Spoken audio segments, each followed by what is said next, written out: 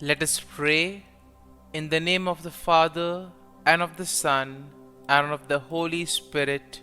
Amen. O Jesus, through the Immaculate Heart of Mary, I offer you my prayers, works, joys, and sufferings on this day for all the intentions of your Sacred Heart, in union with the holy sacrifice of the Mass throughout the world, in reparation for my sins, for the intentions of all my relatives and friends, and in particular for the intentions of the Holy Father. Amen. Let us pray for the intentions of the Holy Father for the month of May, for church movements and groups. We pray that church movements and groups may rediscover their mission of evangelization each day, placing their own charisms at the service of needs in the world. Our Father, who art in heaven, hallowed be thy name.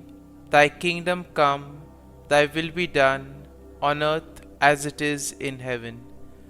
Give us this day our daily bread, and forgive us our trespasses, as we forgive those who trespass against us. And lead us not into temptation, but deliver us from evil. Amen. Hail Mary, full of grace, the Lord is with you. Blessed are you amongst women, and blessed is the fruit of thy womb, Jesus. Holy Mary, Mother of God, pray for us sinners, now and at the hour of our death. Amen. Glory be to the Father, and to the Son, and to the Holy Spirit, as it was in the beginning, is now, and ever shall be, world without end. Amen.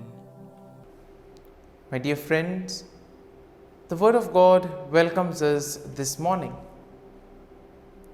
And as we prepare ourselves to enter in the presence of the Lord, as we get ready to welcome this new day, let us close our eyes at this moment and let us praise the Lord. Let us thank Him. Let us glorify Him for all the wonders that He has done for us in our lives, for all that He is doing, and for all that He will continue to do for us. And therefore today let us praise the Lord, first and foremost that He has woken us up in the morning. He has given us a new day to experience His love, a new day to cherish His blessings and graces, and most importantly, a new day to experience His love and mercy. And therefore, as we begin this day, let us begin with this attitude of gratitude. Very often we see that we take things for granted. We may not notice the small blessings that we receive along the way. There are times we can get caught up with our busy schedule, with various things that happen around us, and this may prevent us from actually recognizing the presence of God in our lives. Therefore, as we spend time looking at events, looking at various activities that we do, if we look with them closely, we'll be able to see the presence of God in them. And therefore, first and foremost, let us thank the Lord for giving us good health, for protecting us and keeping us safe all through the night. He has always kept us in His love, and at every moment His gaze is upon us. He loves us and He always is guiding us and protecting us. And for that, let us praise Him, let us thank Him, and let us glorify Him. And therefore, let us also thank Him for the other things that He does for us in our lives. For example, We thank Him for the gift of life, for giving us various talents, abilities, for giving us people around us, our friends, relatives, near and dear ones, family members, and all those who play a very important role in our lives. Let us also thank the Lord for the various opportunities that He has given us. Opportunities to make a difference in the lives of others, opportunities to grow, opportunities to develop our gifts. We also thank Him for the experiences that He has given us. Of course, there may be experiences which have been difficult, tough, but nonetheless they have made us stronger, they have taught us something valuable in life. And therefore we need to thank the Lord for these experiences. Let us also thank the Lord for giving us good health, for protecting us, for always showing us the way. We see that during times of difficulties, it is the Lord who guides us. But for this to happen, first and foremost, we need to listen to what God is trying to tell us. And once we listen to His call, we need to surrender ourselves to Him. And this will imply placing our faith and trust in the Lord. And therefore, as we prepare ourselves to enter into this morning offering, try to spend some time talking to Jesus, telling Him about your difficulties, about your struggles, about what is going on in your life. And Jesus, who has said, "Come to me, all you who are burdened, and I will give you rest."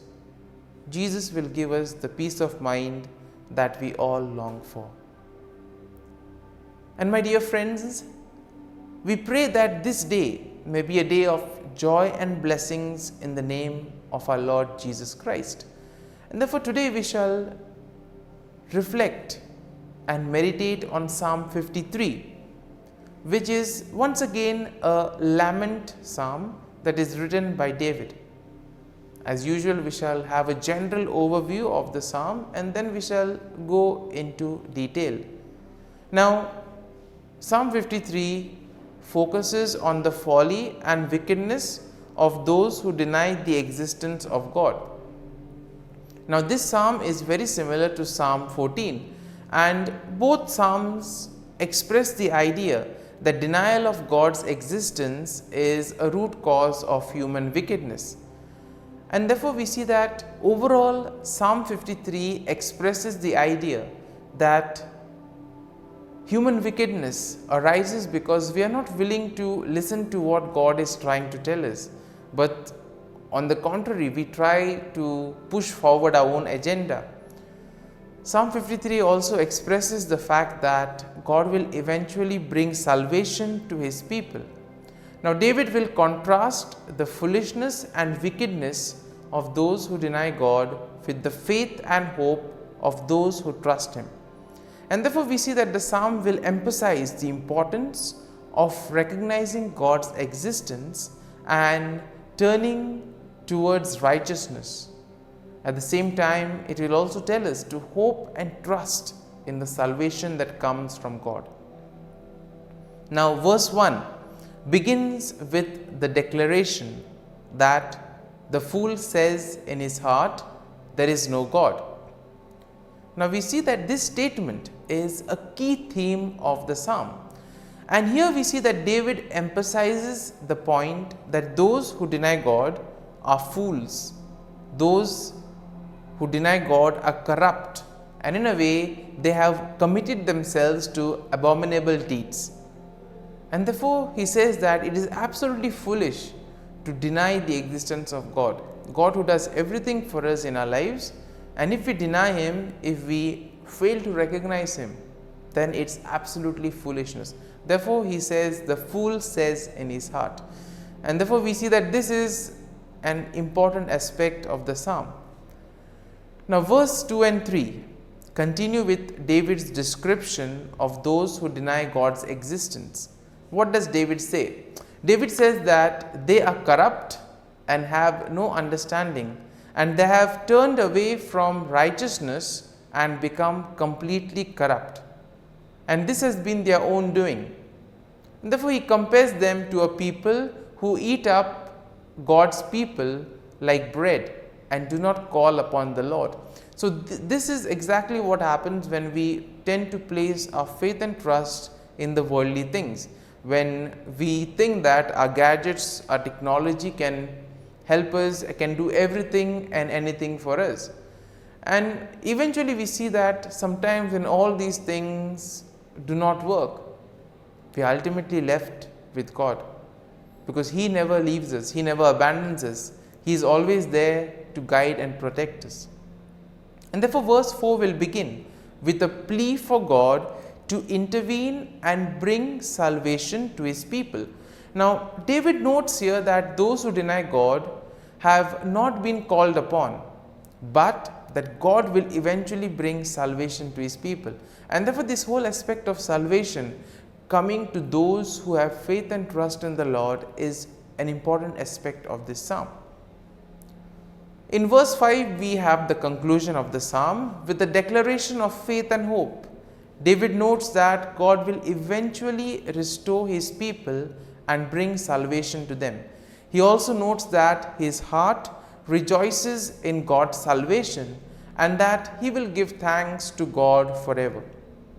And therefore, my dear friends, as we reflect on this psalm, as we meditate, there may have been a few thoughts, a few verses which may have touched us, which may have made an impact during the time we were listening to the psalm.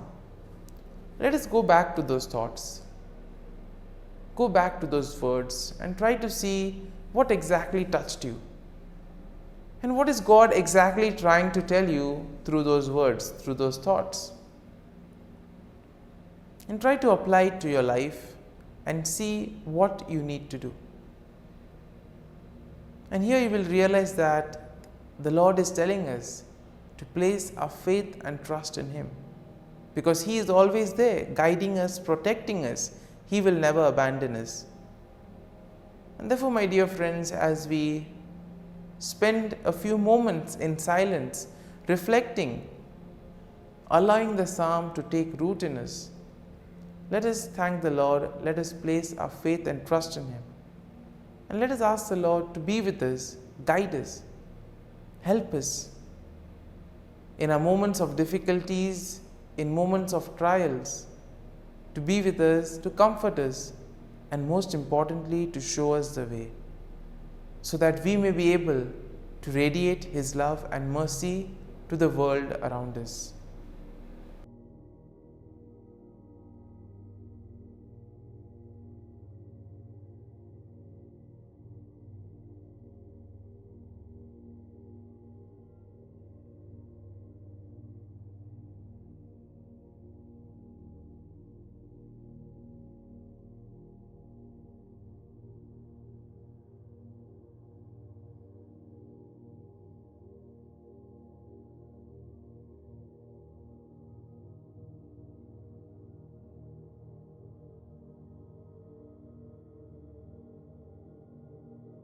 Prayer to Saint Michael the Archangel for protection.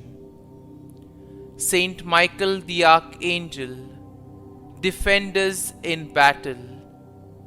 Be our defense against the wickedness and snares of the devil. May God rebuke him, we humbly pray. And do thou, O Prince of the heavenly hosts, by the power of God, thrust into hell Satan and all the evil spirits who prowl about the world, seeking the ruin of souls. Amen. Act of Adoration. O Sacrament most holy, O Sacrament divine, all praise and all thanksgiving be every moment thine. Saint Gertrude prayer for souls in purgatory. Eternal Father, I offer Thee the most precious blood of Thy divine Son, Jesus, in union with the masses said throughout the world today, for all the holy souls in purgatory, for sinners everywhere, for sinners in the universal church, those in my own home and within my family. Amen. May the divine assistance remain always with us, and may the souls of the faithful departed through the mercy of God rest in peace. Amen. Glory be to the Father, and to the Son, and to the Holy Spirit, as it was in the beginning, is now, and ever shall be, world without end. Amen.